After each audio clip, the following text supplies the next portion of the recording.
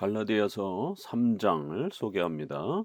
갈라디아서 3장 1절 어리석도다 갈라디아 사람들아 예수 그리스도께서 십자가에 못 박히신 것이 너희 눈앞에 밝히 보이거늘 누가 너희를 깨더냐. 갈라디아서 3장에서는 이제 2장에서 율법의 이러한 복음의 이러한 또 중요한 차이들을 비교해 가면서 오직 믿음으로 이렇게 의롭게 되어진다라고 하는 아주 중요한 원리를 소개했습니다. 바로 이제 이러한 믿음으로 의롭게 되어지는 이 중요한 원리들을 조금 더 보충 설명하기 위해서 3 장에서는 율법과 복음의 그러한 그 차이가 어떠한 것인가를 집중적으로 이렇게 살피면서 복음의 이러한 또 위대함과 우수성을 다시 한번 강조합니다. 3 장에서는 시작하자마자 "어리석도다." 이러면서 "갈라디아인들아." 이 "어리석도다."라는 말에 아주 엄중한 책망을 이제 1 장에서도 "다른 복음을 전하는 자들은 저주를 받아라." 이러면서 아주 엄중하게 책망을 했죠. 그러면서 3 장에서도 다시 한번 "어리석다." 그래서 어 오직 믿음으로 구원받는 이 소중한 복음의 진리를 망가뜨리는 이러한 행위들은 아주 어리석은 이러한 행위인 것을 다시 한번 책망하면서 분명히 이 복음이라고 하는 것은 너무 분명하고 또 선명하게 우리가 성경을 통해서 눈에 밝히 이렇게 보일 수 있을 정도로 그렇게 아주 선명하고 분명한데 왜 자꾸 누가 너희를 꾀더냐 이러면서 어 오직 예수 그리스도로 공로로 또 우리가 오직 믿음으로 인간의 행위와 선행이 아니라 오직 믿음으로 또 오직 은혜로 이렇게 구원받는 이러한 기본적인 부분은 너무나도 간단하게 성경을 읽으면 분명하게 읽어낼 수 있는데 결국 인간의 약한 욕망 때문에 자꾸 뭔가 인간이 덧붙여야 되는 것처럼 인간의 공로적인 또 이러한 부분들을 더하여 신으로부터 뭔가를 이렇게 얻으려고 하는 이런 아주 인간의 예 근원적인 교만의 이러한 또 신과 대등한 이러한 차원으로 생각하려고 하는 아담이 범죄할 때에 하나님과 같이 되어지고자 하는 그러한 그 첫 인간의 교만한 욕망처럼 이후로 끊임없이 인간에게도 결국 이러한 마치 인간이 뭔가를 덧보태야 구원의 이러한 역사가 시작이 되어지고 또 처음에는 은혜로 이렇게 이야기를 해 놓고도 또 중간에 나아가서는 또 마치 선행이 덧붙여져서 유지가 돼야 되는 것처럼 또 이러한 것들도 역시 마찬가지입니다. 그래서 3장 초반부에서는 시작할 때 믿음과 선행을 혼합적으로 이렇게 공로주의로 이렇게 시작하는 혼합주의도 지적을 합니다.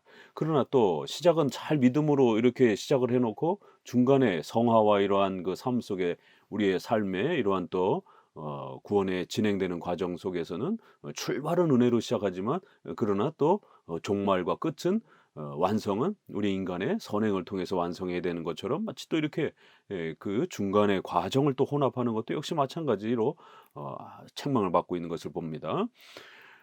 2절 3절 이유를 보게 되면은요. 이제 "너희가 성령을 받은 것이 율법의 행위로냐 혹 듣고 믿음으로냐." 이러면서 처음에 우리가 구원의 은혜를 받은 것이 율법의 이러한 행위, 인간의 공로와 이런 부분들을 합쳐서 믿음과 합쳐서 그렇게 공로주의적으로 그렇게 얻은 것이냐. 그렇지 않은 것이다라는 거예요. "너희가 이같이 어리석으냐 성령으로 시작하였다가 이제는 육체로 마치려고 하느냐." 시작할 때도 이렇게 믿음과 행위를 섞어서 혼합적으로 공로주의적인 그러한 형태로 구원을 이해하려고 하는 이런 구원론도 문제지만 또 시작은 은혜로 이렇게 이야기하면서 또 구원 이후에 이러한 성도들의 삶 속에서 일어나는 부분들을 또 인간의 공로와 덧붙여서 이렇게 뭔가 말하려고 하는 이런 모든 부분들 음 성령으로 시작하였다가 결국 육체로 마치겠느냐. 그러기 때문에 우리의 모든 신조들이나 이러한 우리의 신앙 고백에서는 시작도 또 우리의 살아가는 삶의 성화와 이런 모든 과정도 그리고 마지막 또 우리의 삶에 마감하는 이런 모든 견인의 이러한 영화 단계의 이런 모든 내용들도 전부 다 하나님의 근원적인 선택과 예정으로부터 그리스도의 공로로 성령 하나님의 불강력적 은혜로 진행되어지는 것이다라고 이렇게 거듭거듭 강조를 합니다. 그렇기 때문에 절대로 시작에서도 또 중간에서도 또 끝에서도 결코 구원의 이러한 근원적인 성격을 인간의 어떤 공로가 덧붙여지는 것처럼, 특별히 신앙과 회개 부분에서 성화 부분에서 많은 사람들이 오해를 하는 부분이, 예 출발에서는 오직 은혜라 이렇게 해 놓고는 결국 많은 경건주의나 또 복음주의 계열에서 또 회중파 계열의 안에서 결국 시작은 은혜를 이렇게 오직 은혜로 이렇게 이야기하면서 결국 회개나 신앙, 성화, 이 구원의 이러한 이제 과정의 중간 단계의 우리의 삶의 과정 속에서 나타나는 인간의 이러한 책임의 이러한 부분이 있는, 이런 부분들을 설명을 하는 과정 속에 마치 그 부분은 인간이 또 공로적으로 뭔가를 경건의 훈련이라든가 또 이런 선행의 어떤 것으로 덧붙여야 되는 것처럼 이렇게 또 지나치게 또 인간의 신앙적, 회개적 책임, 성화적 책임을 강조하다가 결국에는 하나님의 예정과 그리스도의 공로로부터 우리의 전 구원이 펼쳐져 간다라고 하는 이 부분을 결국 손상하게 되는 또 이런 일들도 벌어지게 됩니다. 그래서 항상 근원적으로 구원의 본질, 토대는 비록 신앙과 회개, 성화가 인간의 책임이 분명히 수단으로서 사용되어집니다. 그러나 그건 수단, 도구일 뿐인 것이지 구원의 근원적 공로가 아닌 겁니다. 구원의 근원적 힘과 토대와 공로는 오직 하나님의 예정과 그리스도의 공로와 성령 하나님의 불강력적 은혜를 통하여 오직 은혜로 그렇게 시작도 중간도 마침도 그렇게 이루어져 가는 것입니다. 이러한 그 구원론의 근본 원리와 토대를 절대로 놓쳐서는 안 되는 겁니다.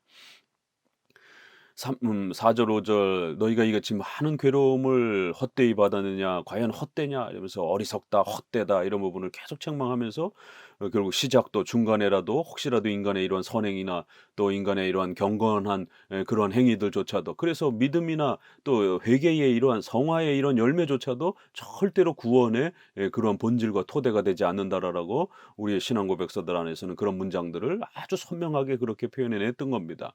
어 결국 이렇게 헛되이 받았느냐, 조금이라도 그런 부분들이 인간의 공로와 선행에 대한 개념들이 섞여지게 되면 헛되이 받은 것처럼 결국 또 구원론이 망가진다라는 겁니다.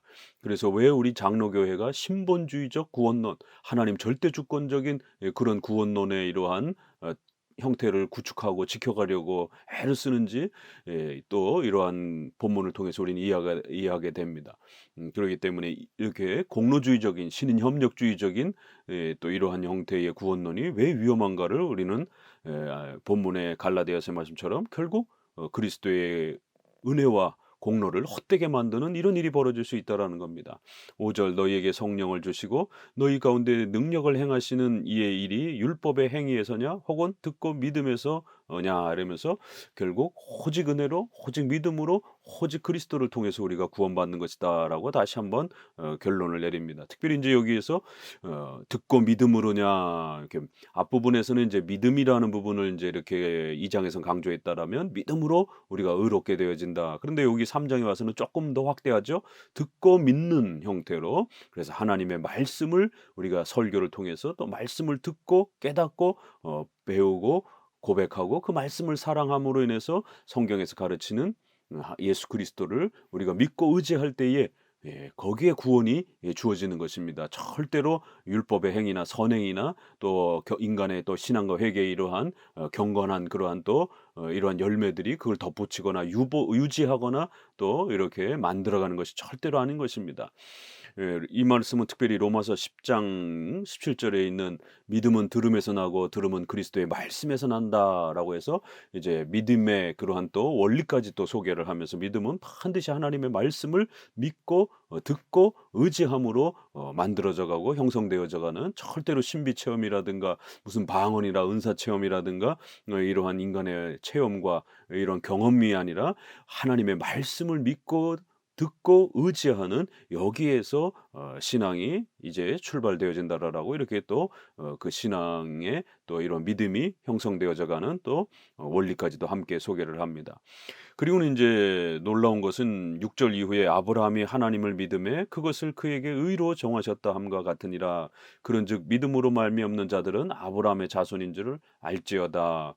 이제 본격적으로 이제 이 이신칭의의 이러한 아주 중요한 그 원리를 이제 좀 더 확대해서 설명을 하는데, 그것은 에 사도 바울이 하나님의 계시로 그렇게 받은 것이고, 또 열두 사도들 모두도 그렇게 그리스도를 통해서 계시로 받은 신적인 그런 하나님의 구원의 메시지다라는 것을 이제 1장 2 장에서 아주 강력하게 사도권을 보장하면서 이렇게, 비록 인간이 전한다 할지라도, 인간의 입술을 통해서 전해진다 할지라도, 또 인간의 글을 통해서 전해진다 할지라도 그것은 하나님의 계시요 하나님의 말씀으로서 하나님이 우리에게 주신 그런 복음의 진리다라는 것을 강조했고요.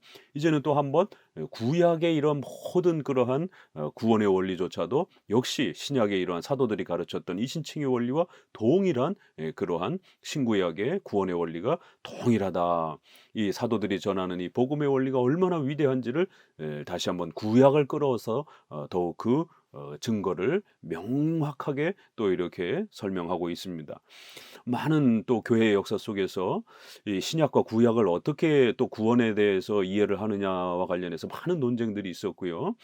그럴 때에 제세례파는 구약은 행위로 율법의 행위로 구원받고 신약만이 믿음으로 구원받는다라고 하는 이런 극단적인 이러한 또 복음을 강조하는 형태로 구약을 무시하는 방식으로 이렇게 또 치우쳤습니다. 그 이후로 결국 1700년에 경건주의라고 하는 독일의 진젠돌프, 모라비안, 또 영국에서는 웨슬레를 중심으로 한 이런 감리교, 또 침례교, 성결교, 이러한 부분들을 통틀어서 우리가 경건주의라고 또 이렇게 표현을 하는 겁니다. 인제 이러한 그 경건주의 안에서도 그렇고, 또 17세기의 유럽의 이러한 또 네덜란드 계열의 또 개혁주의 신학을 하면서도 이렇게 또 개혁주의 안에서 변질되고 남용이 되는 또 인제 이런 형태 안에서 인제 코케우스라고 하는 또 이러한 신학자가 결국 히브리서 11장 39절, 구약의 많은 선조들이 이렇게 증거는 받았지만 약속은 받지 못했다라고 하는 이 히브리서 11장 말씀을 곡해해서 결국 제세례파는 대놓고 구약과 신약의 구원이 차이가 있다라고 하면서 구약은 행위로 구원받고 신약은 복음으로 구원받는다 이렇게 말했다라면, 이런 코케이오스나 경건주의자들은 결국 이 언약에 대한 이 약속에 대한 부분들을 잘못 또 설명해내면서 구약엔 칭의와 구원의 이런 부분들이 있기는 있지만 아주 드물다, 거의 없을 정도로 아주 드물다라고 이렇게 또 오해를 한 겁니다. 그래서 신약에만 그 구원의 역사가 더 있는 것처럼, 이러다 보니까 결국 어 구약과 신약의 구원의 원리가 다른 것이냐, 하나인 것이냐, 이런 이제 논쟁들이 벌어졌고, 그래서 웨스트민스터 11장 5항 칭의론 부분에서는 구약의 칭의도 신약과 하나이고 동일하다라고 하는 이런 아주 중요한 또 고백을 합니다. 하나이다. 그래서 제세례파를 비판하면서 구약과 신약을 극단적으로 대립 관계로 설명하면서 신약만 강조하는 구약 폐기 형태의 이러한 구원론은 잘못된 것이다라고 비판하면서, 구약과 신약의 구원의 칭의는 이신칭의, 오직 믿음으로, 구약의 많은 백성들도 오직 믿음으로 구원받는다라고 하는 이 신칭의 원리에 있어서 하나의 구원 원리가, 칭의론이 동일하다라는 것입니다. 그런데 말씀드린 것처럼 경건주의자들과 또 이러한 코케이우스주의자들은 결국 하나인 거는 인정하지만, 그러나 구약에는 질적으로 정도에 있어서 좀 떨어지는, 그래서 이거를 뭐 구약에는 관과 이렇게 지나치는 용서의 방식으로, 신약에는 완전한 용서의 방식으로 이렇게 이 부분을 이렇게 또 헷갈리게 설명을 하면서 히브리서 11 장의 39 절에 이 구약에는 증거는 받았으나 약속을 받지 못했다라고 하는 이 부분은 하나님의 경륜의 통치 방식의 그 차이를 설명하는 것인데, 왜냐하면 예수님이 신약에서 십자가에 돌아가시는 최종적 그러한 구원의 이러한 실제적 성취의 그 십자가의 죽음은 신약에서 일어나기 때문에 그런 것입니다. 그러나 그렇다고 해서 구약의 구원이 없다, 또 구약의 구원은 아주 미흡하다, 이렇게 말하면 큰일 나는 것입니다. 구약도 여전히 예수 그리스도를 바라보면서 그리스도를 소망하면서 그리스도의 은혜로 믿음으로 칭의의 원리를 통해서 구원받는 것입니다. 아브라함도 역시 이 동일한 칭의의 원리를 통해서 구원받았다라고 이렇게 구약에서도 그렇고 신약에서도 갈라디아에서도 신구약의 구원의 하나와 동일성을 이렇게 고백하는 것입니다. 그런데 이렇게 경건주의자들은 또 구약의 그러한 구원이 이렇게 아주 미흡하고 질적으로 떨어지는 것처럼 하나이긴 하지만 구약은 아주 질적으로 떨어지는 간과나 이렇게 증거의 형태로, 그러나 신약은 완전 용서와 약속을 가지고 있는 이런 형태로 차이가 있는 것처럼, 이렇게 본질의 구원의 칭의론의 본질의 차이가 있는 것처럼 이렇게 접근을 하면서 신약 우선주의로 결국 또 가면서 구약을 등한시하게 되는 이런 일이 벌어집니다. 그럴 때 우리 장로교는 웨스민스터 고백을 따라 하나요 동일하다라는 겁니다. 비록 외적인 경륜의 차이는 우리도 인정합니다. 구약은 성전을 통해서 장차 오실 예수님을 이렇게 모형적으로 가르쳤고, 실제로 예수님은 신약에 오셔서 죽으시는 이러한 경륜, 다스림의 하나님의 통치의 방식의 차이는 분명히 있어요. 그러나 구원의 본질, 이런 칭의의 원리는 동일하다라는 겁니다. 그래서 갈라디아에서는 이처럼 아브라함이 하나님을 믿었음에 그에게 의로 정하셨다. 아주 유명한 이러한 또 표현들을 창세기에 있는 그 말씀을 15장 6절에 있는 말씀을 그대로 신약에도 끌어와다가 결국 아브라함도 믿음으로 의롭게 되었다라고 하는 장차 오실 예수 그리스도를 바라보면서 그 예수님의 의를 의지하면서 그렇게 구원받은, 그래서 칭의의 원리는 통일하다라는 겁니다. 믿음으로 말미암는 자들은 아브라함의 자손인 줄을 알자다. 이건 아주 굉장히 폭탄과 같은 선언입니다.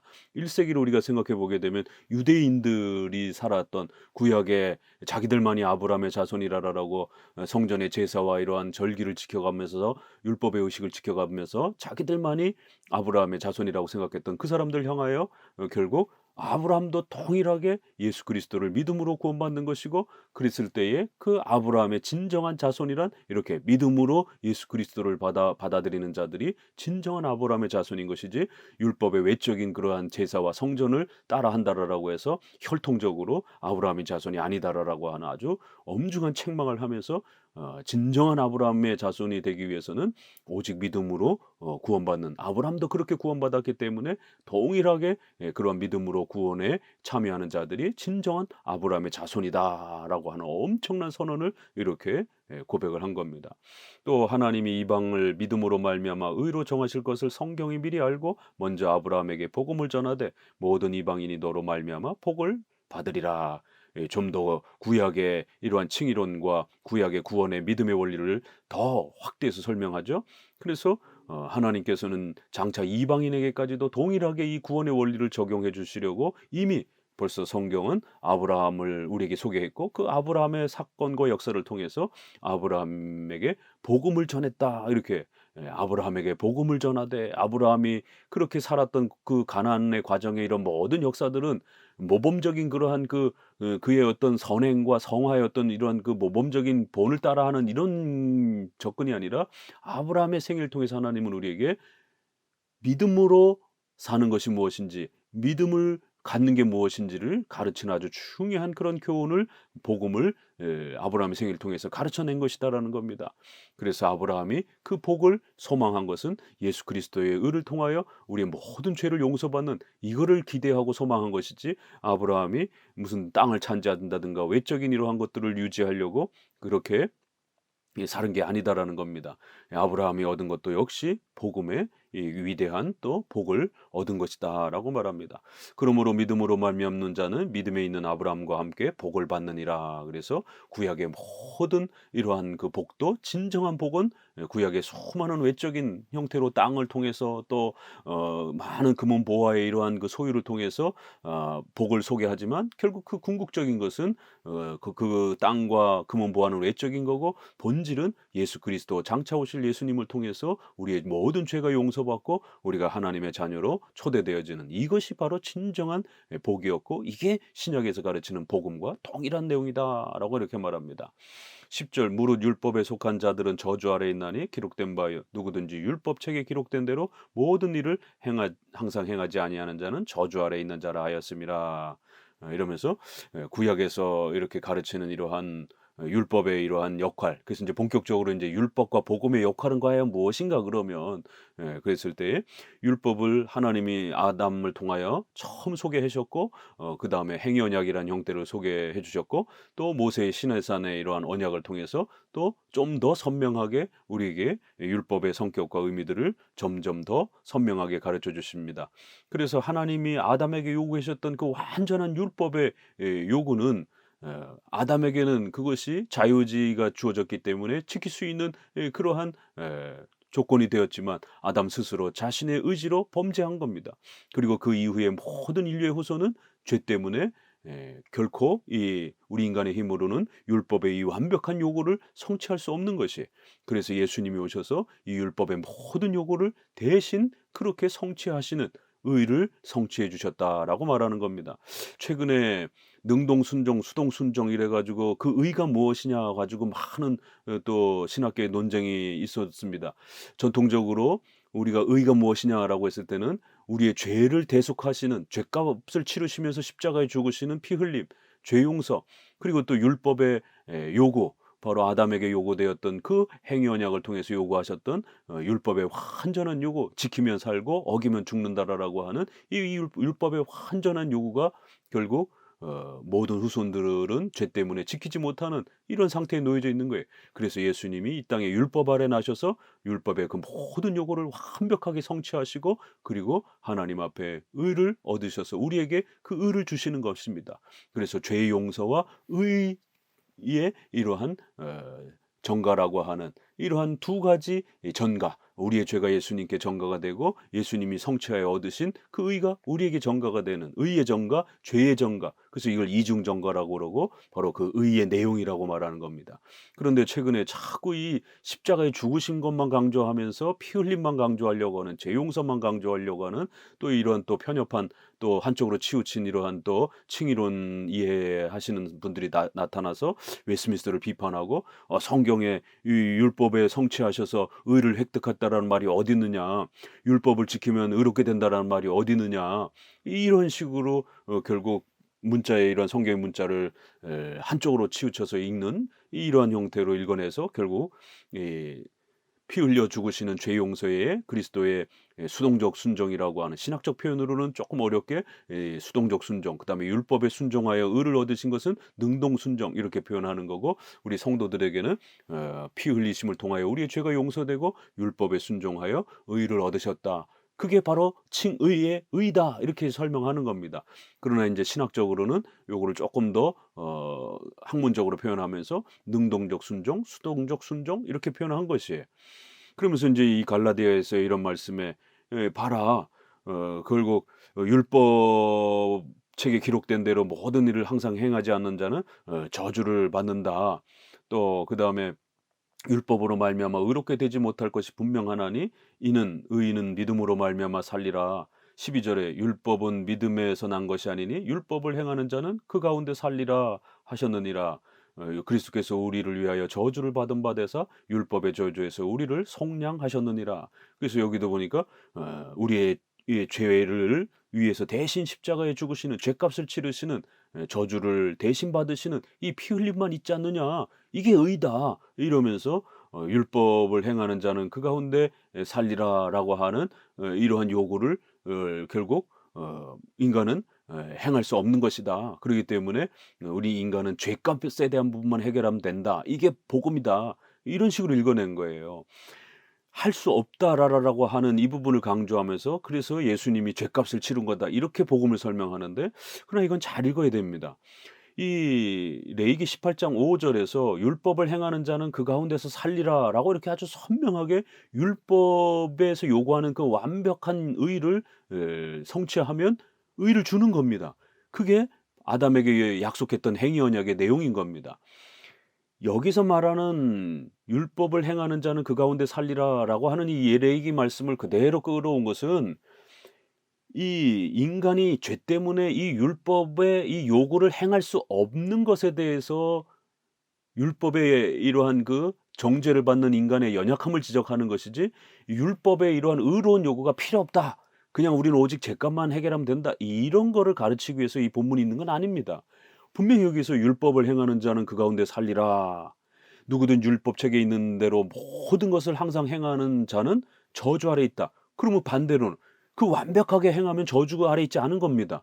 그러니까 율법의 요구는 그 완벽한 하나님의 명령의 요구이기 때문에 그걸 성취하면 아담이 하나님 앞에 영생을 누리는 그 약속을 받았던 겁니다. 그런데 그것을 아담이 죄를 범하여 깨뜨린 것이, 그리고 그 이후에는 모든 인간은 죄 때문에 이걸 지킬 수 없는 것이, 지킬 수 없는 인간의 무능력이 문제이지, 그렇다고 해서 율법의 요구 자체가 필요 없다, 율법의 이런 의로운 요구 자체가 없어졌다, 이렇게 해석해서는 안 되는 겁니다. 율법의 의로운 요구, 율법을 완벽하게 지키면 하나님께서 약속하신 그 영생을 얻는 겁니다. 그래서 율법을 행하는 자는 그 가운데 살리라, 이렇게 레위기에서도 아주 분명히 율법의 성격은 분명히 하나님이 우리에게 첫 약속으로 주셨을 때 하나님이 요구하신 그 요구를 완벽하게 우리가 성취하면 의를 얻는다라는 거예요. 그러나 인간이 죄를 지으고 난 이후에는 이걸 할 수 없다라는 무능력에 대한 거를 책망하는 것이지, 율법이 요구하는 이 율법의 이 필요성 자체가 없어진 것이다, 이젠 더 이상 하나님이 요구하지 않는다, 이런 개념이 아닙니다. 분명히 하나님은 율법의 의로운 요구를 통해서 완벽히 살아라, 이 율법의 의를 완벽히 성취하면 복을 누릴 것이다, 이 요구는 여전히 살아있는 겁니다. 이 요구 앞에 인간이 이걸 행하지 못하는 것에 대한 문제가 있는 것입니다. 그래서 이 구절을 우리가 잘 읽어내게 되면 율법의 요구는 여전히 살아있는 겁니다. 율법을 행하는 자는 그 가운데서 살 것이다라는 거예요. 그러나 인간은 하나님 앞에 저주를 받아서 이러한 율법의 완전한 요구를 그 누구도 아무도 성취할 수 없다라는 거예요. 그렇기 때문에 그 율법의 율법을 범한 죄값이 있는 것이고, 그래서 예수님이 속량하셔서 우리의 모든 죄값을 없애주시는 것이에요. 그렇지만 또 여전히 율법엔 또 하나의 요구가 있죠. 의로운 요구, 율법의 이런 완벽한 성취를 통하여 살아가는 자는 그 가운데서 의를 누리고 하나님의 복의 약속을 얻을 것이다라고 하는, 이건 우리의 죄 때문에 이걸 성취를 못하는 것이에요. 그래서 예수님이 온전히 율법에 순종하셔서 이 모든 것을 얻어주신 것입니다. 의를 얻어주신 것입니다. 그리하여 이제 뒷부분에 가게 되면 이제 앞부분에서는 죄사함에 대해서만 이야기하지만, 피 흘리심을 통한 죄값을 해결해 주신 것만 이야기하지만, 3장 뒷부분에 가서는 의롭게 되어진다, 속량, 죄사함에 대한 이야기는 더 이상 하지 않고 오히려 의롭게 되어진다, 또 하나님의 자녀가 된다, 하나님의 아들이 된다, 이러한 그 의를 얻는 내용에 대해서 더 많이 얘기를 합니다. 그래서 3장 안에서도 이렇게 죄사함에 대한 내용과 의롭게 되어지고 우리의 또 인격이 하나님 앞에 받아들여지고 의롭게 받아들여지고 하나님의 아들의 이러한 신분으로 하나님 앞에 우리가 의롭게 되어진다라고 하는 의의 획득에 대한 이야기들을 합니다. 하나는 죄의 면제, 죄를 없애주는 이야기도 하지만 한쪽으로는 의를 얻는 내용도 이야기를 하는 거예요. 그래서 의란 이렇게 죄의 제거와 의를 얻어주시는 이 두 가지를 우리가 칭의의 내용으로 이렇게 이야기를 하는 겁니다. 그래요, 오늘 3장 앞부분에서는 이렇게 율법의 역할은 바로 하나님께서 처음 약속하셨던 행위 언약의 그 근본된 내용이었고, 그 근본된 이 영생의 약속을 인간이 어겼기 때문에 이제는 율법은 정죄하는 기능으로, 우리를 저주하는 기능으로, 왜요? 지키면 살고 어기면 영원히 죽는다라고 하는 이러한 그 율법의 약속이 있었기 때문에 약속을 지키지 못한 자에게는 그 정죄와 저주가 향하고 있는 겁니다. 그래서 예수님께서는 이 하나님의 의로운 요구들을, 하나는 죄값에 대한 형벌에 대한 정령 죽으리라라고 하는 죄값에 대한 문제를 해결해 주신 거고, 또 지키면 살 것이다라고 하는 이 의의 요구를 예수님이 실제로 성취하셔서 그 의를 우리에게 그렇게 값없이 전가해 주신 것입니다. 오늘 아주 중요한 내용이 3장에서 본격적으로 더 설명이 이렇게 되는 겁니다. 그래요, 나무에 달린 자마다 저주 아래 있는 자라였느니라. 이는 그리스도 예수 안에서 아브라함의 복이 이방인에게 미치게 하고 또 우리로 하여금 믿음으로 말미암아 성령의 약속을 받게 하려 함이라. 그래요, 아브라함에게 주어졌던 이 믿음의 이신칭의 원리가 이방인에게까지도 그렇게 확대되었고, 신구약 전체가 오직 믿음으로 구원받는 이 신앙의 원리를 우리에게 가르쳐 준다라고, 이렇게 이신칭의 신구약 아래에서의 또 소중한 원리를 가르치고 있습니다. 감사합니다.